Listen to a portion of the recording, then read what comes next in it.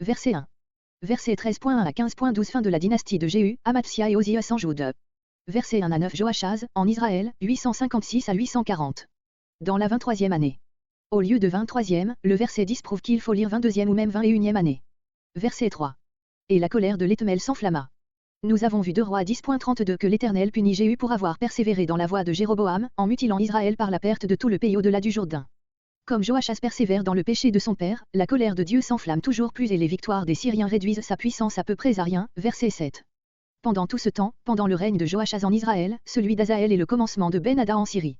Ben-Hadad, peut-être encore en tant que général, sous le règne de son père, voire versets entre 24 et 25. Verset 4. Apaisa, littéralement, apaisa la face, 1 Roi 13.6. Cette repentance était bien incomplète et ne fut point partagée par la majorité du peuple. Verset 6. Cependant Dieu en tint compte. Israël recouvra son indépendance et quelque sécurité. C'eût été le moment de se convertir tout à fait, mais il n'en fut rien, d'après le verset 6. Verset 5.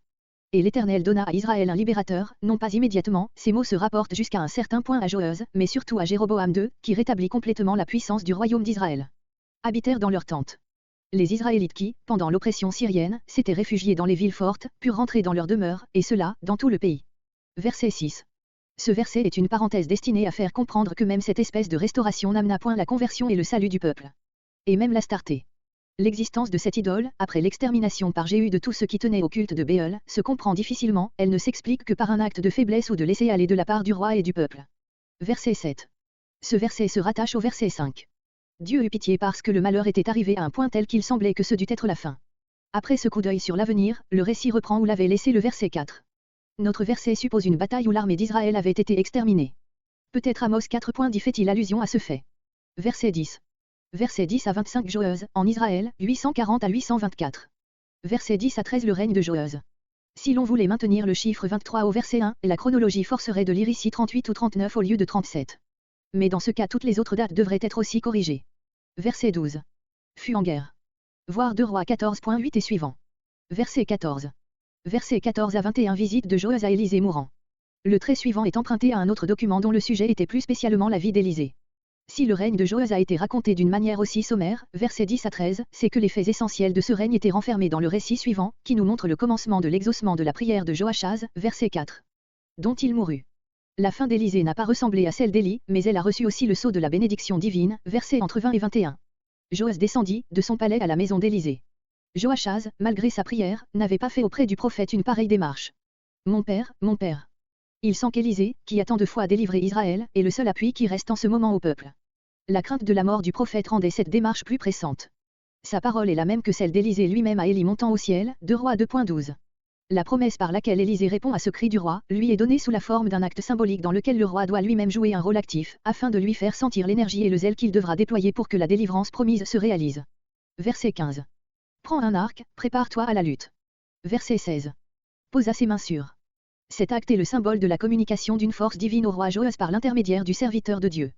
C'est cette force qu'il devra lui-même mettre en œuvre. Verset 17. Du côté de l'Orient, vers la partie du domaine israélite dont les Syriens s'étaient emparés et d'où ils faisaient de constantes invasions de l'autre côté du Jourdain. Un grand nombre d'exemples, tirés des écrits des anciens, prouvent que l'acte de jeter une flèche dans un pays ennemi équivalait à une déclaration de guerre ou même à une prise de possession. Ainsi quand Alexandre le Grand fut sur le point d'envahir la Perse, l'historien Justin dit qu'il jeta un javelot sur le territoire ennemi. Virgile fait parler le roi Turnu en ces termes, qui marchera le premier avec moi contre l'ennemi. Et en disant cela, il lança un javelot dans les airs, comme un commencement de bataille. Selon les rabbins, pour prendre possession d'un pays conquis, les Cananéens y jetaient une pique. Nous omettons d'autres exemples. Cette première flèche lancée indiquait donc la reprise des hostilités contre la Syrie et en même temps le succès dont cette guerre serait couronnée. Aphek, peut-être la même ville qu'un roi 20.26, où Achabé avait remporté déjà une grande victoire sur les Syriens. Joëz devait abattre là la puissance de la Syrie. Verset 18. Prends les flèches. Cette première victoire, verset 17, devait être suivie de plusieurs autres par lesquelles Israël rentrerait dans la pleine possession du pays au-delà du Jourdain, c'est ce que doit signifier le nouvel acte symbolique qui suit. Il s'agit des flèches renfermées dans le carquois que portait Joëz. Il doit les tirer de la fenêtre contre terre, comme pour achever un ennemi abattu. 3 fois. Il y avait certainement plus de 3 flèches, en tout cas 5 ou 6, verset 19, dans le carquois, et, après ce qui venait de se passer, Joëz aurait dû, plein d'élan, le vider tout entier, pour répondre à l'invitation d'Élisée qui était la promesse d'une série de victoires. Mais il manque d'énergie, de zèle ou de persévérance et, en se bornant à tirer 3 flèches, il limite lui-même le nombre de ses victoires. De là le mécontentement du prophète verset 19. Verset 19. Frappé, à coups de flèche. Jusqu'à en finir, jusqu'à réaliser complètement la promesse faite après le tir de la première flèche. Élisée avait comme donné au roi carte blanche, celui-ci n'avait pas su en user, ou du moins en user assez richement. Le concours de la liberté humaine dans l'accomplissement des plans divins ressort clairement de cette histoire.